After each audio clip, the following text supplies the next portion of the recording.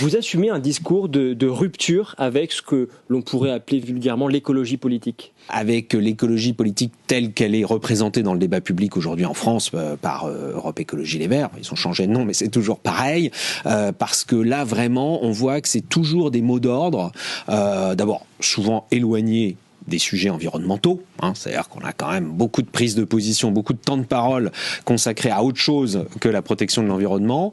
Ça, c'est une première chose. La deuxième chose, c'est que en fait, derrière des propositions qui se disent environnementales, c'est plutôt la lutte contre le capitalisme, la lutte contre les entreprises, la lutte contre l'économie de marché qui est proposée. D'ailleurs, Sandrine Rousseau, elle ne s'en cache pas, elle dit la priorité, c'est de sortir du capitalisme. Bon, ça, c'est les mouvements d'extrême gauche qui ont toujours prôné ça, mais enfin, normalement, un mouvement écologiste, sa première préoccupation, ça devrait être de dire voilà comment on peut être efficace dans la protection de la nature et de l'environnement, voilà même comment on peut restaurer un certain nombre de milieux écologiques qui ont pu être abîmés. Là-dessus, on voit que la science nous apporte beaucoup de données.